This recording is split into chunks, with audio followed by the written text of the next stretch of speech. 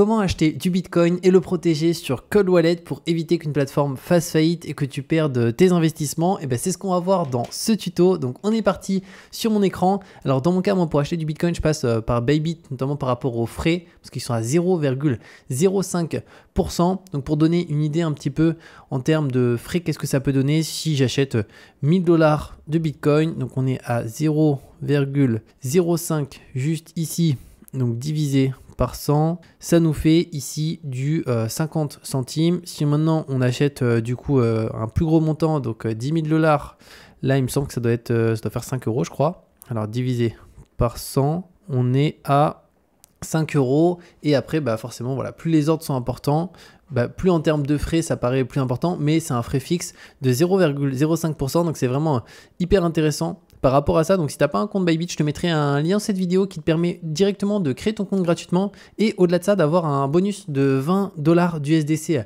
offert plus 15% de réduction sur les frais, donc pour avoir encore moins de frais. Donc n'hésite pas à en profiter et on va directement aller du coup sur mon compte. Donc je vais aller dans Actifs juste là et je vais te montrer du coup comment j'achète du Bitcoin et aussi le retirer sur de la Ledger ou sur toute autre wallet pour éviter de laisser de l'argent sur une plateforme centralisée, parce que peu importe la plateforme, moi je retire à chaque fois l'argent qui est dessus, mis à part quand les montants sont pas très élevés, c'est-à-dire s'il y a 200, 300, 500 euros sur la plateforme, je laisse dessus parce qu'en fait sortir l'argent ça va coûter plus cher en frais de transaction. Par contre dès que ça dépasse 1000 $ ou plus, à mon sens c'est plus intéressant de retirer. Et d'ailleurs je regardais juste avant de faire cette vidéo, mais il y a encore quelques temps, quand on faisait les bilans de la semaine, ici c'était mars 2023, Bitcoin il était à 20 000 $.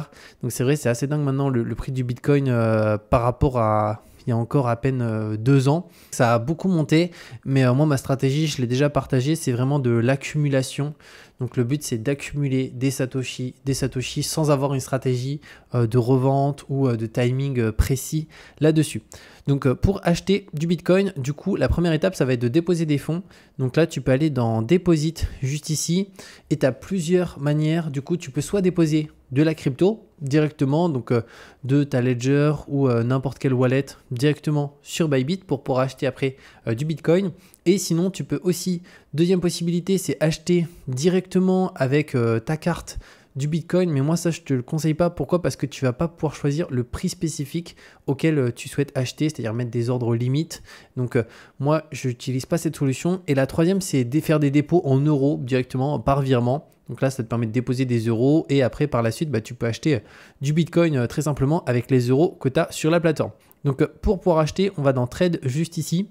Donc on va dans Spot. Donc là ça va dépendre la paire que tu as sur ton compte. Si imaginons tu as de l'euro exclusivement, du coup tu peux te mettre sur BTC euro. Donc moi là dans mon cas j'ai pas d'euros il me semble sur la plateforme, il me reste je crois un tout petit peu d'USDC. Donc je vais mettre sur USDC dans mon cas et Bitcoin juste là. Donc là, je vais attendre un petit peu. On va voir le prix du Bitcoin actuellement qui est à 117 000 $. Donc on peut voir en euros, ça fait à peu près 99 219 €. Donc on se rapproche des 100 000 €. Et ensuite, là, directement, c'est à droite qu'on va pouvoir passer notre ordre. Donc là, il y a plusieurs types d'ordres. Il y a les ordres market, ordre limite et après TP. Donc ça, c'est take profit et stop loss. C'est plus pour ceux qui font du trading. Donc moi, je m'en sers pas du tout pour l'investissement à long terme. Par contre, limite et market, je m'en sers. Alors, market, si c'est des ordres pour moi en dessous de 400-500 €, je me mets toujours au marché parce que à mon sens, voilà, on va être exécuté au marché et il y a tellement de volume sur du Bitcoin que ça ne changera rien.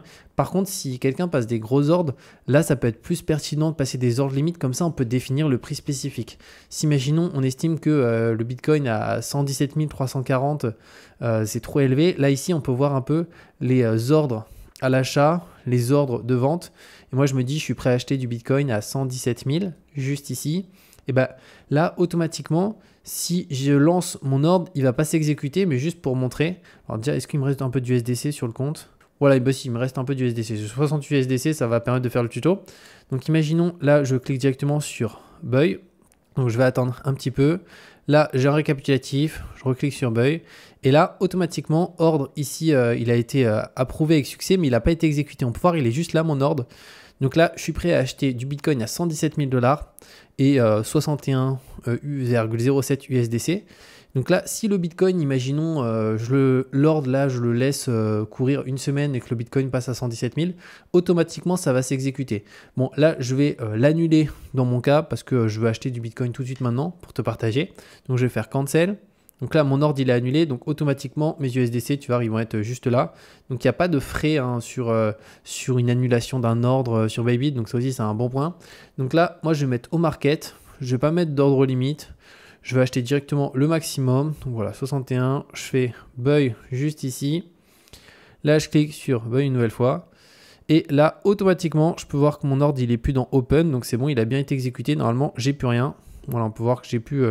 j'ai des minuscules parties du SDC. Mais bon, c'est toujours normal. Hein, il reste toujours des micro-parties. Mais bon, là, c'est 0,007. Donc j'ai même pas 1 centime du SDC.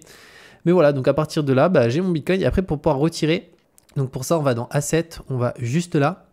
Et là, pour l'exemple ici, ça ne sert à rien de retirer 60 $, parce qu'en fait, les frais de transaction sur la blockchain Bitcoin vont être trop élevés par rapport à ce montant. Donc souvent, il va falloir retirer des montants plus importants. Donc moi, je suis OK avec toujours laisser moins de 1000 $ sur une plateforme, ça ne me dérange pas. Donc pour ça, on va dans Withdraw juste là. Donc je vais attendre un petit peu. Donc là, je vais arriver sur cette page. Et ici, Bitcoin, juste ici. Alors là, on peut du coup sélectionner l'adresse de notre wallet directement. Ensuite, la chaîne, donc là, c'est Bitcoin. Et ensuite, le montant. Donc moi, dans mon cas, je me sers de ces devices-là. Donc c'est des ledgers. Mais il en existe d'autres. Il me semble qu'il y a Tandem. Et il y en a aussi pas mal qui peuvent être utilisés. On peut même envoyer sur un MetaMask directement. Et ça peut être vraiment intéressant, notamment si on a une vision long terme et qu'on souhaite vraiment protéger au maximum. Parce que franchement, c'était ça, je crois que c'était en 2022 ou 2023. Au niveau des bilans de la semaine, il y avait un bilan, au bout d'un moment, la semaine, on avait FTX qui avait fait faillite. On avait un Bitcoin du coup qui s'était effondré, je crois, on était à 17 000 $. Et c'était la catastrophe en fait. C'était la catastrophe parce qu'il y avait énormément d'argent sur FTX. Et ça, c'est quelque chose qu'on n'a vraiment pas envie. Parce que ça peut être une plateforme qui fasse faillite, mais ça peut être aussi une plateforme qui se fasse hacker. Donc pour éviter ça le plus possible, à mon sens, à partir d'un certain montant, on enlève tous nos cryptos qui sont sur directement les plateformes centralisées. Donc là, pour le coup, après, on met juste ici l'adresse Bitcoin, la chaîne, là, c'est Bitcoin, le montant. Donc là, après, on peut mettre all, donc ça va être tout. Et ensuite, on peut confirmer juste ici. Et là, Bybit, au niveau des retraits, c'est juste énorme. Bon, c'est 2 millions d'USDC par jour en daily. C'est parce que c'est beaucoup utilisé par des traders qui ont des fonds hyper importants. Et je pense même par des fonds finalement qui passent par Bybit, notamment par rapport aux frais sur Bitcoin et sur les autres cryptos qui sont extrêmement faibles directement. Et d'ailleurs aussi, il y a une carte bancaire aussi que tu peux commander qui est gratuite et qui te permet d'avoir du cashback sur tes achats. Donc ça aussi, c'est vraiment pas mal. C'est un point qui peut être plutôt cool.